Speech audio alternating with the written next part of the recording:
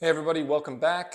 In this video, we're going to be showing you how to introduce the kennel command to your puppy. Now, your puppy has already had and developed a relationship with your kennel. You've already been making the puppy sleep in there throughout the evening, throughout the day periodically. But the difference of what we're going to teach the puppy now, the thing we're going to add is we're going to start to name the command. So I want you to actually use crate, kennel, whatever you've decided, you're going to start to actually use it as a command to teach your puppy how to follow a verbal cue. Oftentimes, owners have already shown their dog sit or some other verbal cue. Maybe we've worked on search together. Now we're going to change the relationship that they have with the kennel so that way it's not just them going in whenever they want to or us physically placing our puppy into the crate. So the command that we use is kennel, and I'm going to be showing that with Bug here today. Now, obviously, she's progressed to the point where we've already worked past introducing it, but I'm going to show you the steps as if it was her going in there for the very first time, okay? Break. Now, my puppies know that the kennel is a very valuable place, so she's going to try to fight me to get in there. But this will be good for us because we can show you how I'm working on impulse control with her in this context, right? Now with your puppy, they're not going to have the sit and the stay. They may not have this level of focus yet, and that's okay. This is how you develop that.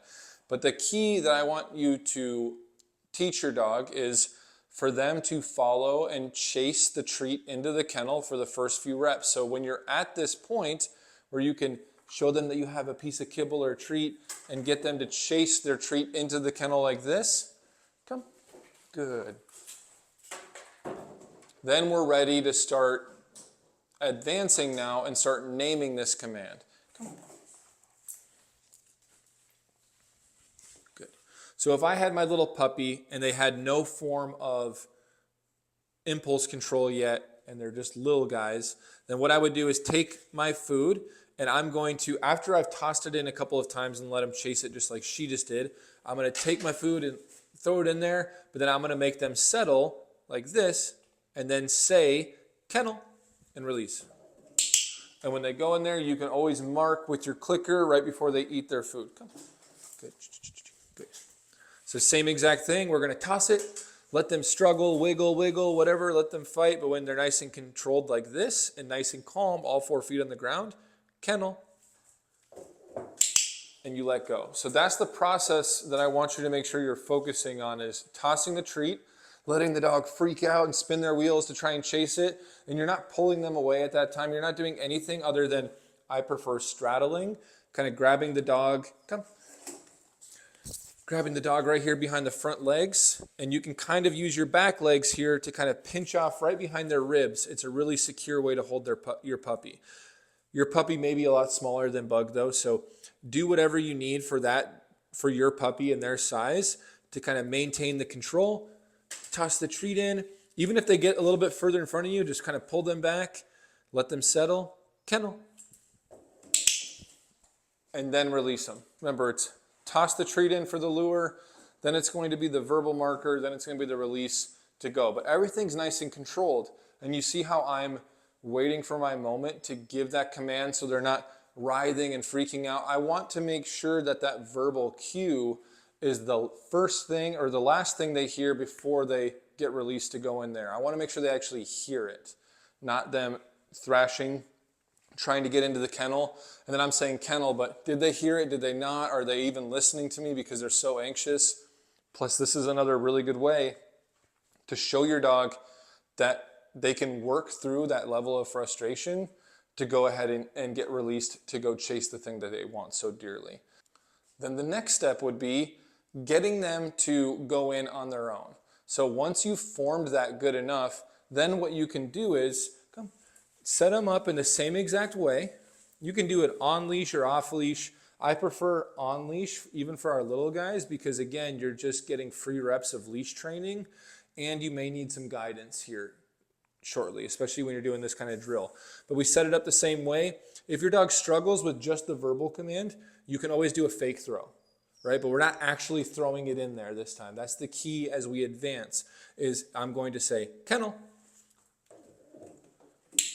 Once they go in, I click and I reward them from my pouch to them. This is something that's going to be slightly nuanced to them in this context, this drill.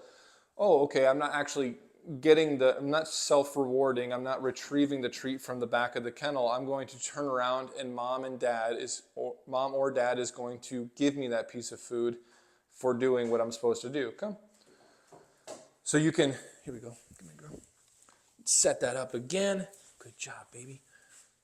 Kennel.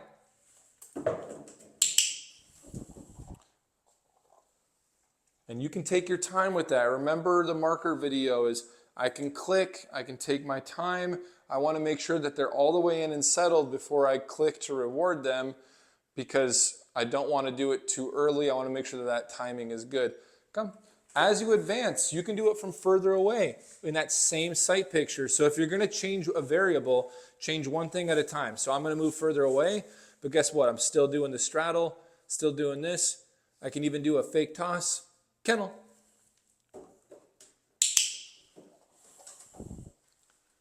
And reward. Come. As you advance, get creative with it, but just remember, too much advancement too quickly will lead to confusion. So do that for several sessions, a couple dozen reps. Get really, really good with it. But then as you advance, try it off to the side. Kennel. Cool, so that worked where I was on that side of her. So do that another half a dozen times. Come.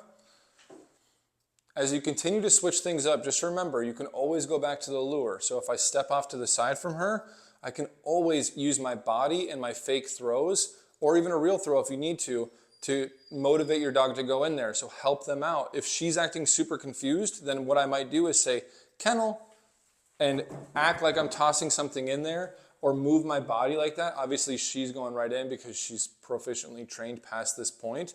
But I can do that where I say kennel and then step in and show them.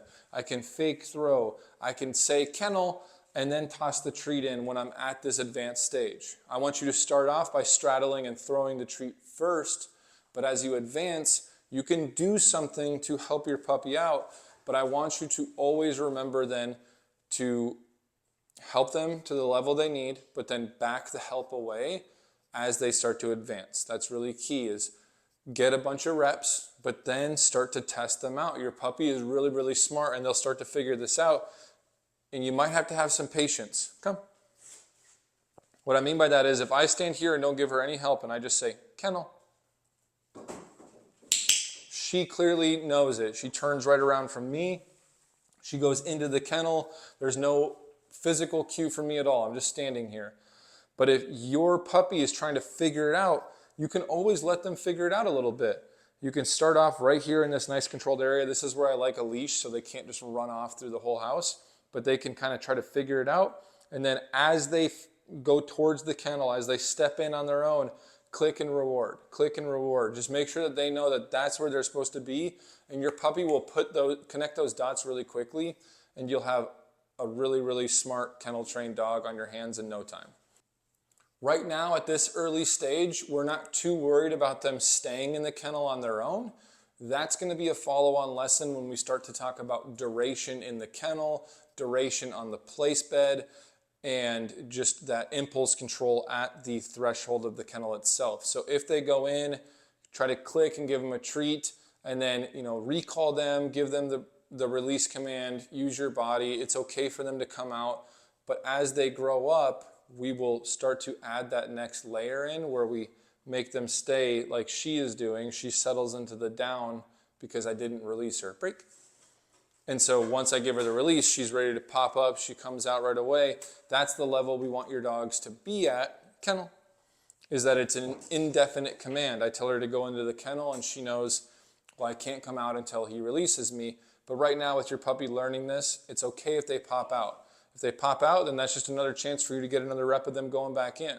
But if you're working on this specific task, try to minimize your rewards out here, because I want them in this context to understand that we're getting rewarded for me saying kennel and you going into the kennel, and then the next session I might focus more on the recall command or whatever the case is. So it doesn't hurt to reward once or twice, but the vast majority should be for doing the behavior we're targeting for that specific lesson. If you have any questions, let me know. Thank you so much. Good luck. We'll see you in the next one.